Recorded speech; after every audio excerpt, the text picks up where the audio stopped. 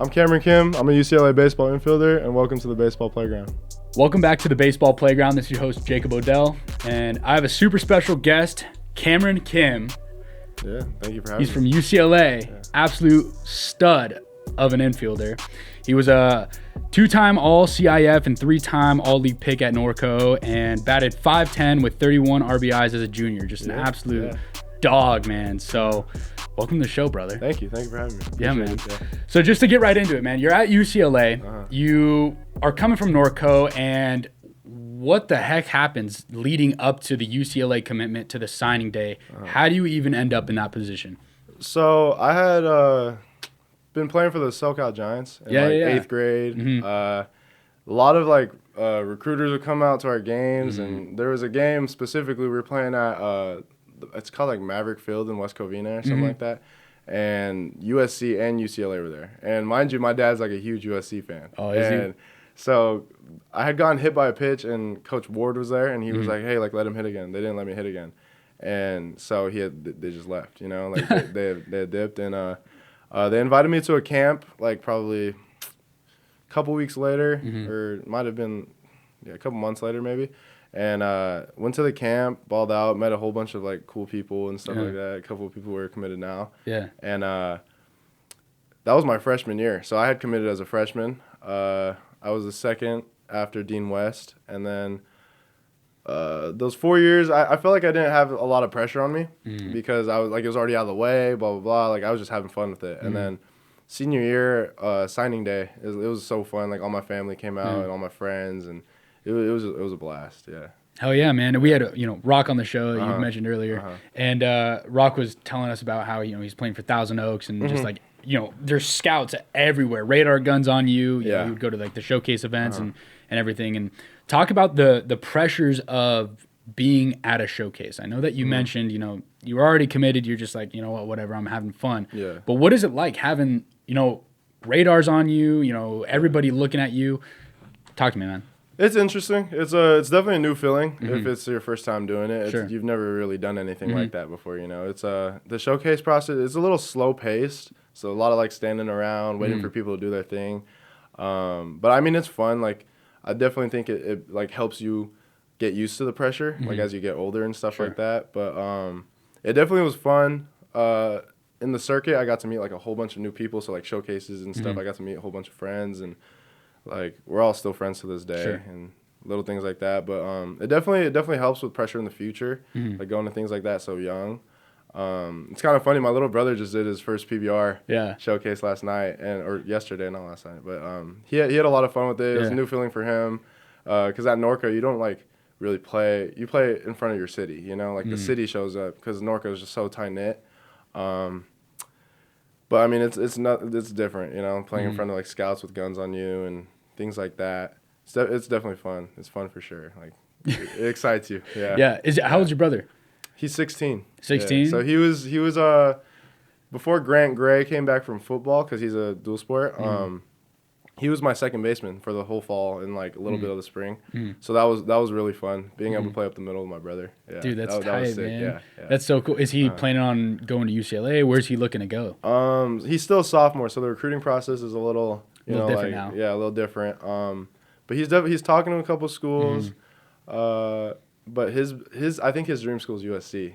Yeah. Really? He wants to go over there. Dude, that'd be wild. I know. Yeah. So I think he could do it. He's definitely in the works with that, but we'll see on September 1st. Yeah. Because you'd be a junior and he'd be a freshman. No, I'd be a senior and he'd be a freshman. Yeah. Okay. So hopefully if life goes the way as planned, then I wouldn't play against him, but that would be cool to play against my brother. Yeah. Damn right, man. Yeah. I saw you on Youth Prospects, right? And there's that day in the life video, and in our pre-show we were talking about your day in the life videos that you wanted to start, man. Yeah. So run me through that real quick. What's the thought process? Why do you want to get into kind of showcasing your life, man? I feel like I've always been an outgoing person, super talkative, and I could start conversations with anybody. And I mean, having Overtime LJ so close, personally, just friendship wise, it definitely gave me a good resource to have. And he would come to my house and stuff and film things for me and Austin Roll League. And and ever since then, I got to school. I moved in the summer, really early in the summer, and I was rooming with Jay Lee and Stump, and he was like, hey, like, let's do a day in the life. Like, Ryan wants to do a day in the life, blah, blah, blah. We filmed it, and then got 200K views. My Instagram reel got, like, 500K views. And so he was like, dude, like, we got to keep doing this. So we ended up filming another episode that's supposed to come out pretty soon, hopefully. But, yeah, it's pretty cool working with youth prospects. Like, it's literally just like a camera following you around, just like little documentary. Yeah, you're doing your thing, you know, like having fun, like joking on camera and stuff like that. But it's definitely like youth prospects they're good people. Now, do you think that like content has changed the game of baseball, of how people perceive it? You know, NIL deals are coming out of things, right? Like, like run me through that. How are you planning on leveraging the content that you might be creating? Because that's something that not a lot of people talk about for college players.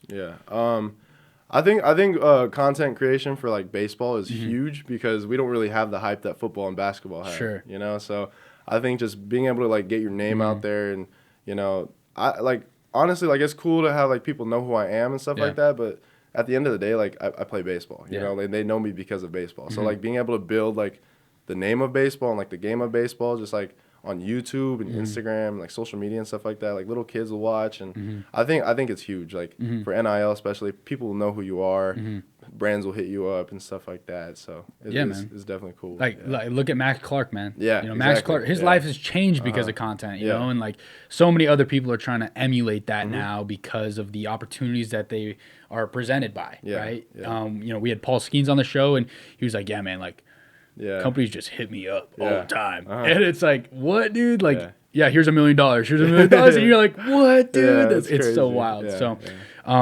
But anyways, off the topic of content, man, I want to dive into your approach, right? How you are on the field, because I've watched film on you, man, and I love watching film on dudes who just are better than me, because I'm still in the game, right? Like I'm like, dude, what can I learn from this guy, right? Course, and so the way that you carry yourself on the field is like nobody else I've seen, man. You just have that swagger to you. You play with the enthusiasm. Run me through how you even got there, man. Like is that just natural, man? Dude, let's do it. I love talking about this because like people would think that I'm taking the game as a joke because I laugh a lot on the field. Right. Like, I smile a lot on the field. And I'm always talking. And people was just like, oh, like you need to stop messing around, blah, blah, blah. But like, dude, like if I'm having fun, laughing, and playing just as good as anybody else, if not better, then like what's the problem, you know? My older brother, like he trains me, and like he's always been my hitting coach. He played NAIA baseball, and so he has like the grit in our family. Like that guy like grinds, right? And so he told me, he was like, dude, at the end of the day, like it's baseball. Like it's a little kid's game. Like have fun with it, you know? So there's definitely times where I like get mad at myself. I'll throw a glove at the ground or something like that, you know, like things like that. But I've always just been trying to like just have fun, just smile, like remind myself, like I was a little kid when I started playing this game, you know, like keep it that way, have fun with it, you know, that's the reason why I play. And then like just, I've always liked meeting new people, making new friends. And so like when it comes to the game of baseball, like you make friends that you'll know for the rest of your life, you know, especially if you guys all make it together, like that's the biggest thing. Like you're gonna have those friends for the rest of your life, you know? But I mean, I've always just tried to play hard. I've always try to give it my all, just like put a lot of effort into it. Like when I was growing up, my youth coaches would always just like be humble, put a lot of effort into your game, like stuff like that. So I've always kept it with me. The biggest thing for me is just always have fun with it. I always just tell, like when I would do like my in-home visits and stuff like that with scouts, oh, like what's the reason you play? Because like I loved it when I was a little kid, so I'm just gonna keep carrying that on, you know. Yeah, I'm glad you mentioned that, man. I want you to dive into the in-home visits real quick while we're on that topic. What is that like? What is it like having a scout come into your house with mom and dad, and you're just like, oh my gosh, like, all right, this is for real. So I don't know if it's like this for everybody, because I mean, like kids like I mean, let's see some examples here. Like me, like Dean West, like Roman Martin, for example, like all of the SoCal kids, we've been in scout ball for such a long time. So we're around scouts all the time. So we get to know these guys, blah, blah, blah. They're the same guys that are coming to our house. So I think just building a relationship with the scouts beforehand, like throughout high school, helped me a ton. So when they would come to my house, ask me questions, like I was so comfortable already. You know, like they'd ask me a question, I'd already know the answer because we've already talked about this before. So I think that helped me a lot. Being able to just like let them meet your family, like let my dad talk to them, let my mom talk to them, my brothers. They'd always mess with my brothers and stuff like that because I have 3 of them, you know? So we were always all down there, like in my living room, just talking and stuff. But It was definitely like interesting. There were a couple where like I had never met the scout before, and it was a little more like nerve wracking. But it was like, I think like when I'm older and I'm telling my kids about my experiences, like that's definitely gonna be one of the tops. Just like meeting with all these teams and talking to them about me, as a person, and not even as a baseball player, as a person. That's huge, So, is that more of what the conversations look like? Is the coaches aren't necessarily looking at your stat sheet and stuff? They're just trying to get to know you as a man. Yeah. So, I mean, they're gonna talk to you. They know you're a baseball player. They know you're good at baseball, or else they wouldn't be talking to you. Right. So when it comes to like things like that, like the in-home visits and talking to coaches and stuff, they're always looking at the makeup. Like you would hear like, oh, 80 grade makeup. Like this kid has 80 grade makeup. Like they like you as a person, like they think you're like a cool guy. They think you'll fit in when it comes to playing professional baseball with dudes you've never met before around the country, Right. So it's little things like that, like being able to hold a conversation with somebody, like something as simple as that. Yeah. So yeah, it's things like that. Yeah. Definitely, man. And when a coach is looking at you as a player, they're trying to see where your personality fits into the team, right? So when looking at UCLA, you had that, pre-commitment, I would say, as your freshman year, right? Yeah. So are you meshing well with the guys at UCLA, or is there guys, like you're like, damn, I don't like these guys, or are you just like, you know what, F it, I'm going with the flow, man? Yeah. Well, there's definitely guys that are like a little more standoffish. Sure. I wouldn't say they're like jerks or anything. So like we all get along. Like our team this year is really close. Like sure. we do a lot of things together and stuff like that. But I mean, there's not anybody on the team that I'm like, dang, like stay away from him. But there, you can definitely tell the older guys are like more mature. Like they go about their business and they just get their stuff done and like little things like that. Just you could tell, like for example, like when you were talking to Paul Skeens, like I watched that podcast, and like he's just like he's a grown man, like he's talking like a grown man. Dude, yeah. He doesn't look like he looks like he's like Hulk or something, but I mean he's still young, he's 21 years old, and but you could tell like just the 2-year age gap. Like I'm 19, he's 21, I think 22 maybe. 22, I think, yeah. Like you could tell, like I'm still a little kid, like I still like laugh and like giggle and stuff like that, and he's super serious. Like he also was it the Navy or the Army or something? Navy, he played for? Yeah. So like I mean he's definitely like learned things. Or Air Force. From Air Force. He's definitely learned things from like being in the Air Force and stuff. And everybody has like a different background. So I think that's the coolest part is like meeting like my new teammates and stuff, and like the older guys, getting to know their background, why they are the way they are. So that makes it fun. Like now who's your favorite teammate that you have right now? It's not Dean West. I'm just gonna be biased and say it's my roommate, Randall. Yeah, there you go. We live together, so I have to like him. For everybody who's listening or watching, Dean West is sitting on the couch right now. He's just vibing. So I love it, man. I love it. Talk to me about what you're feeling in the box, right? Like a lot of guys have their routines that they go through, trying to get them prepped, deep breath or looking at a focal point on their bat or a pitcher. Talk to me. What are you thinking, when you're on deck? Yeah, for sure. My junior year, it was like super calm. Like I would be in the box, I was super relaxed. I could hear myself breathing. That's my biggest thing. Hear myself breathe. Yeah. So I'll take a big breath, like make sure I could hear it, And my senior year, I was a little more rushed, and I noticed that like after the season ended, like I didn't hear myself breathe. I wasn't like taking the extra second, stuff like that, And I feel like my junior year, I was so successful because of the relaxation of my body and just like how my mindset was. I was so like calm and didn't let anything really affect me. And my senior year, I was definitely more rushed, like especially in my head. Like I was just thinking too much, And then during the fall at UCLA, my first fall, I hit really good. Yeah. I thought I did a lot better than I thought I was going to do. And the biggest thing, like Coach Pat would be like, hey, like focal point. Like you need to find a focal point. So focal point mixed with breathing and just like staying relaxed in the box. Like hear yourself breathe. Find a tempo, a slow tempo. You don't want to be rushed, So that's definitely helped big time, the focal point, just hearing myself breathe. That's always like what I've kind of tried to carry into college. But yeah. What's your focal point? The R on my Rawlings icon. There you go. Yeah. For me, it's like a little dirt mark from like my cleat that I like tapped or something, man. Yeah. So it's the R on my icon, and then if I'm like like deeper into account and I like need to find something else to calm me down, I'll look at the right field foul pole. Yeah. Yeah. That works too. Talk about two-strike approach, man.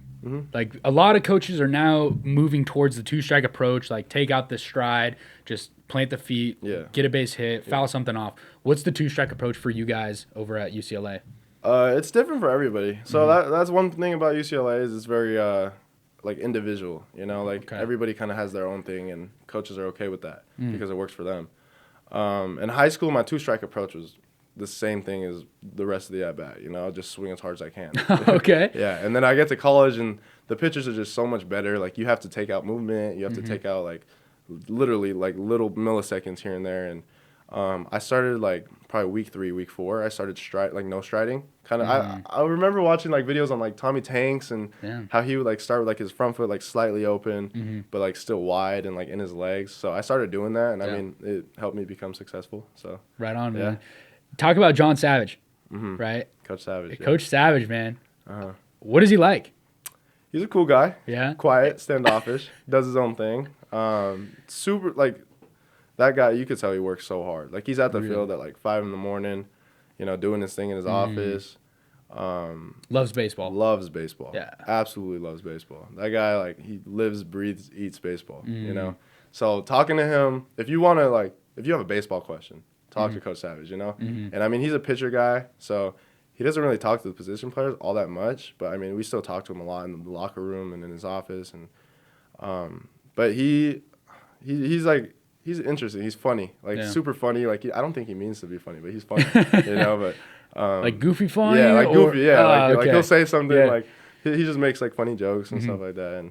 And but like he's super fun to play for. Like he's very easygoing and he gets on us when he needs to get on us and things like that. He's really cool. I respect him a lot. Have they done anything with you guys as freshmen to kind of make the transition into college easier? Because for a lot of high school players going to a D1 school, they might be like, dude, I don't know, like it's a whole new environment, especially for like some guys that might be going across country or whatever it may be. I know you're more of like local, but what was that like at UCLA?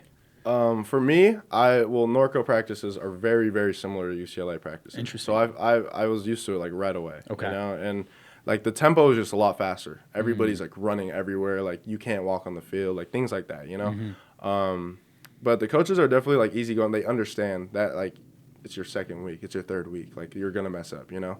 So I think that's the biggest part about being in college. Like the coaches understand. And like if it was the last week of fall and I'm still messing up, like they'll get on me for sure. You know, like signs and things like that. Like I deserve to get on or to be get on, you know, because it's the last week of the fall. Like I should know this stuff. So when it comes to like the coaches, like they're reasonable, you know, like they understand.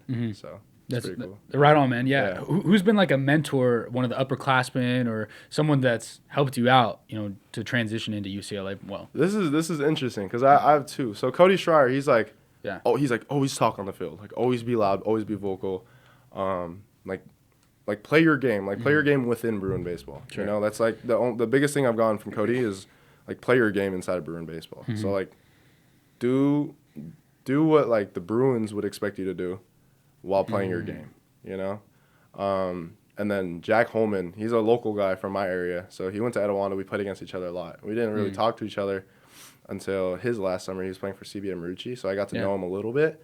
And then being teammates with him in college made it even better because now I get to know like his routine and like little things like that. Like he would stretch for 40 minutes before he hit. Holy shit. Yeah, like that guy is extremely flexible. Like he takes pride in his work. So like the mixture of those two guys like just helped me a lot. Like not only, you know, getting used to college baseball, but getting used to Bruin baseball, getting used to like having your routine, like being prepared, you know? Yeah. What does that mean, Bruin baseball? So, I mean, I'm sure everybody kind of has their own thing, every college.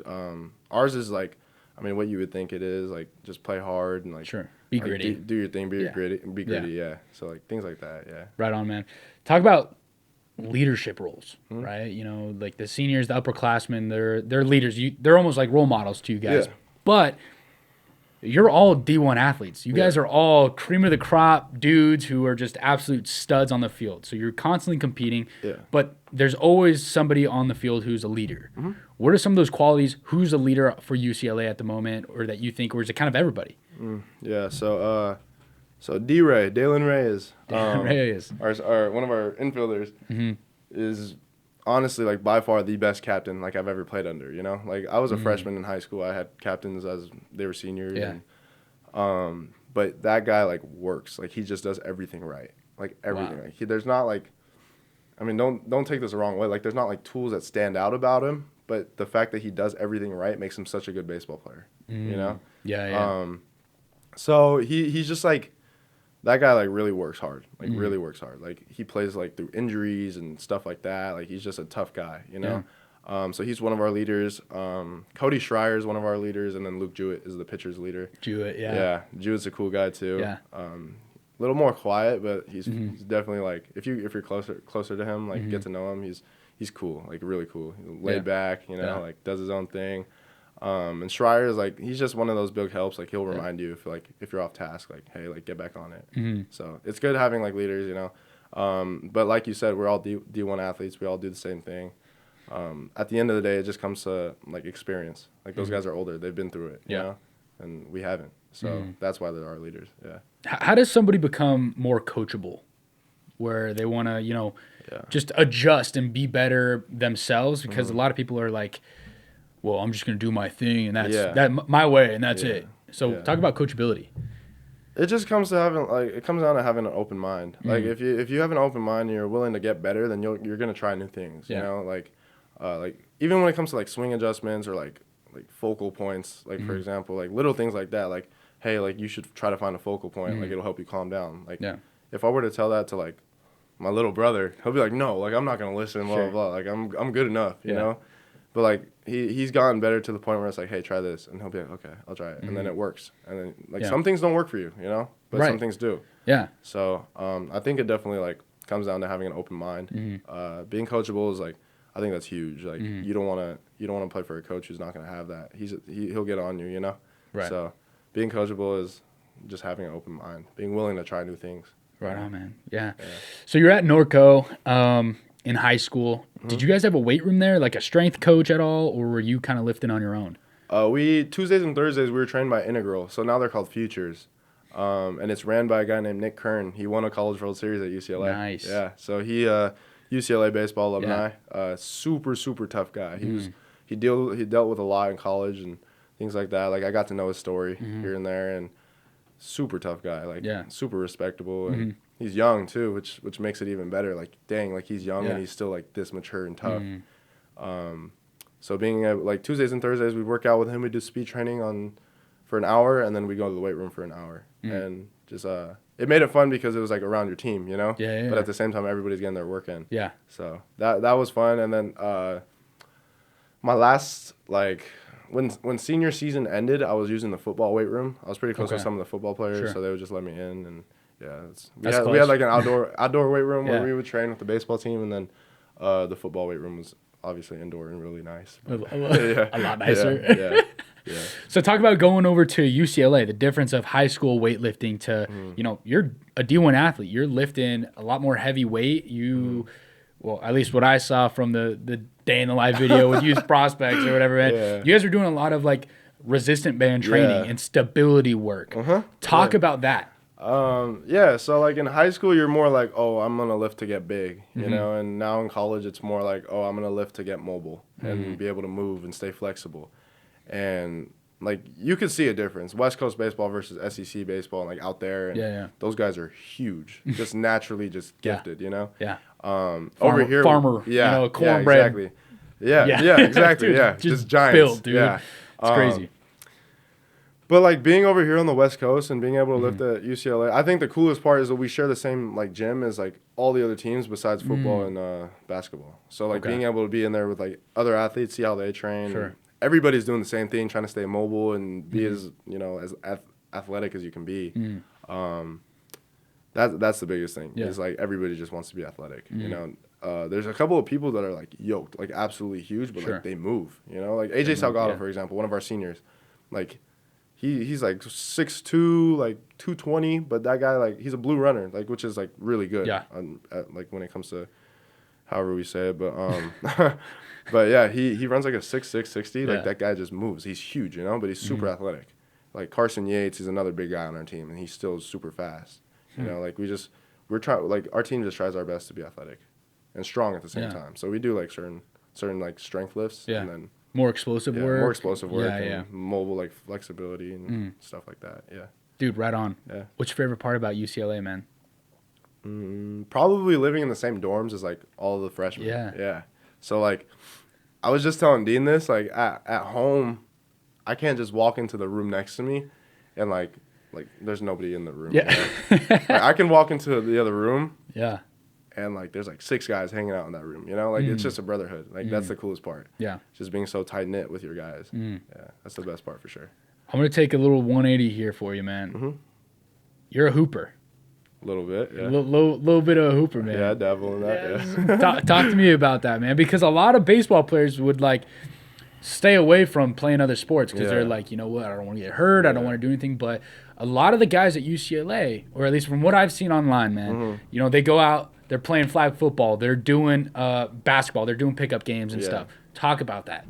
I really like going out and doing things like that with my teammates because like it keeps us on our toes, like competitively, you know? So like it keeps us like, you know, it's in our nature to be competitive, you know? But basketball, when it comes to basketball, I love basketball, you know? Like if anybody were to ask me what's my favorite sport, I say basketball every time. Really? I love basketball, yeah. I didn't play for my high school team. I was asked every single year. And during the half times and stuff like that, go out there and dunk and do a bunch of like cool stuff. Wow. And and I learned how to windmill like my sophomore year. Yeah. And so that was big for like scouts. They loved it because I posted on Twitter, and a lot of scouts hit me up, hey, like can you send me that video, because they wanted it in their draft rooms because it shows like you're athletic, you know? Wow. It shows that you can like adapt to different things and stuff like that. And I didn't play on the high school team, but I played AAU and played basketball growing up and stuff like that. Played a lot of pickup with my friends. And I mean, I always tell everybody, like, if I practiced how, like, I practiced baseball, I thought I could have gone to, like, a low-tier D1. Sure. Yeah. But I didn't. I never practiced basketball. It was always baseball. So, yeah. You're just athletic as hell, man. See, that's the thing. People call me athletic. I can't. I'm not very, like, fast. Like, I'm, like, fast, but, like, I'm not, like, fast, you know? Like quick, yeah. I'm more like, I'm not as twitchy as some people. So like I'm more like fluid, you know? Like I move fluid. Yeah. And that's like the biggest thing for me is just staying like in other like when I have kids, like when I grow up, like they're gonna play multiple sports. You know, like they're not just gonna stick to one, because I think like movements in basketball could be so useful in baseball. Like being able to like off a side dribble and shoot a ball, like you could feel that same feeling when you're loading into your back hip and you're swinging, you know? Yeah. So it's things like that like that's why I love basketball so much. It's just like kept me athletic, you know? Yeah. It helped me, because if I didn't play basketball, if I didn't mess around playing basketball, I probably wouldn't be as athletic as I am now. So yeah, but dude, being able to pivot in a corner or you know, even like little things like jumping. Like you're gonna have to jump eventually for baseball. Like line drive over your head, you're gonna have to jump. You know, so like things like that. Yeah, it's cool. Talk about the showcase styles. You know, you have your pro style event where, you know, you're kind of sitting around waiting for your turn for stuff, and then you have your in-game events, right? What is that like? You show up to a showcase. Run me through how that whole thing works, whether you're with, you know, PBR or you're with Perfect Game. Run me through that. So PBR and Perfect Game, they have events where it's like game-like, where it's like game simulated, and they also have events where it's like you get 10 swings, 4 ground balls, like things like that. And I mean, I've always preferred like the game simulations, or like area codes, for example, or USA. Those are all games, you know. You get to see who's a real baseball player instead of seeing who's a showcase player. And I've always felt like I was more of a baseball player, because I don't have like crazy good arm. I don't have like crazy pop. I feel like I've just always played the game hard in the right way. Right. So I feel like that's carried me throughout my career. But there's definitely like dudes that are like specimens who will go to showcases and just launch balls at 110 miles per hour. And it's crazy. You Must know? be nice. Yeah, I know, right? Must be nice, man. But yeah, like the showcases, they're useful for sure. Like getting your name out there, getting colleges to come out and watch you and stuff like that. Like area codes, for example. Like I did area codes all 3 years plus the 2 select games. My little brother went to his first area code tryout last year. He didn't make the squad, but a ton of college coaches hit him up because there were so many like in attendance, and it just like it really helps your recruitment process. Wow. Yeah, Okay. yeah. Did you ever send any emails to coaches? Did you ever reach out to coaches yourself, or was it all kind of just I go to these events and people just started reaching out to me? Yeah, people just started reaching out to me. I didn't really like know how the process went because my older brother, he didn't play Division I baseball, you know, like so. He like got cut from his high school team, thought he was gonna quit, kind of thing, and then ended up going and playing 4 years at a university, you know. So like we didn't know how the process went, and I was playing for the Giants, like I said earlier, and like these coaches would just, I don't know, they see it, I like it, you know, kind of thing. Yeah. And like I got invited to, my first offer was from CBU. Coach Adcock offered me like going into freshman year. I wasn't even stepped foot on high school campus yet. Wow. And, yeah, and that was pretty cool. I was like, oh, Dad, I want to commit so bad, and he was like, just wait. Yeah. But it definitely like, I don't know, it helps a lot, like just going to those showcases and things like that, and yeah, for sure. When you committed your freshman year to UCLA, right? Were there other schools that were still trying to hit you up, trying to, poach you almost in a way? Yeah. How was that? It was cool. I think It was cool. Yeah, It was cool, man. I was just so young. I didn't really think anything Sure. of it, and then you don't really like grow to appreciate it until you get older, you know. But I was big on Arizona and USC. So like it was UCLA, and then probably second place was U of A, and then USC was third. Wow. And Jay Johnson was at U of A at the time, and like I absolutely love Jay. Like great recruiter, great coach, great person. So I was definitely in the mix with those two schools. And then I committed so early that like I didn't really worry about other schools. Other schools would hit me up. Like I had a good amount of offers, but I wanted to go to UCLA. Like that was my dream school, and because I'm a big Russell Westbrook fan. Yeah. So More basketball, dude. I know, but it was those other two schools that were really in the mix. Yeah. Okay. And did you ever feel like you committed too early? Do you wish that you kind of waited a little longer, kind of tested the water, see how you played, or what was that? I mean, yeah, there's definitely times where I was like, dang, like if I waited, I could have taken a visit here. But I mean, I feel like everything happens for a reason. Yeah. So I'm just that type of person, It worked out. Yeah, it worked out for sure. And I mean, why dwell in the past, man? Exactly. You're here in the present. Exactly. Dude. Like, I mean, it would have been cool if I could have taken my visits to other schools, but I mean, the UCLA visit was enough for me. Like I was, I loved it. So, I mean, it was worth it in the end. Yeah. Yeah. Damn right, man. Well, I got last 3 questions for you, bro. Cool. So hardest questions, we call our last 3 outs. What is your favorite food? Ooh. I'm big on like pasta. Really? I can You're a carb guy? I can put down pasta. Yeah. I can put down pasta, man. Yeah, but if I had to choose a fast food restaurant, Raising Cane's for sure. Big Cane's guy? My older brother works for Chick-fil-A, so he eats a lot of Chick-fil-A. And it was just like too much, I was just always eating Chick-fil-A. So they opened a Cane's next to my school in Norco, and me and my teammates would go like every lunch. And it was just like, dang, this place is so good. Yeah, like it's so simple too. Yeah. You're literally, it's either a sandwich or chicken strips. And the sauce is like amazing. And I love sweet tea. So I'll drink their sweet tea's fire, dude. Yeah, so it's so good. Raising Cane's. Raising Cane's. Or pasta. Yeah. Raising Cane's, sponsor him. I know. Please, I know. reach out. Jeez. I know you want Chick-fil-A to sponsor you too, man. That would be nice. That would be nice. I love Chick-fil-A too. That's good shit, man. Yeah. Question number 2, man. What's your favorite movie? The Wolf of Wall Street. Interesting. Yeah. Okay, why? Yeah. Okay, don't get me wrong, like, it's illegal as hell, like, to do what he did, but that dude, like, figured it out. Like, he lived his life, Yeah, so, I mean, that's why I liked it. He didn't miss, man. He didn't miss. Dude, he enjoyed it. He got caught, but he didn't miss, Yeah. For a couple years, he was good. Yeah, exactly. He got to live his life. Yeah. Finally, who's your favorite baseball player of all time, dead or alive?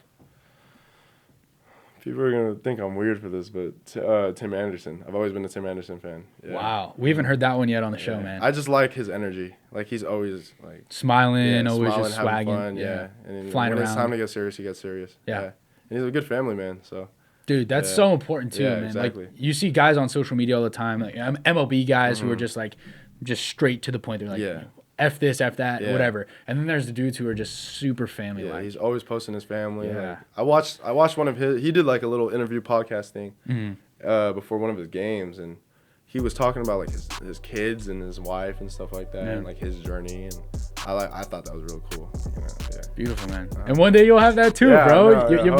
You'll be in the pros and you'll be like, yeah, here's my wife, here's my 2 kids, you know. Yeah. 3-sport athlete kid over here. I know, right? I love it, man. Committed for 3 sports. Yeah. Committed for 3 sports, dude. Jesus. Call that guy Kyler Murphy. I know, right? Yeah. Well, Cam, thank you so much for being on that show, brother. Seriously. Thank you for having me. Yeah, appreciate it. My name is Cameron Kim. I'm a UCLA baseball infielder, and go check out the other episodes on the baseball playground.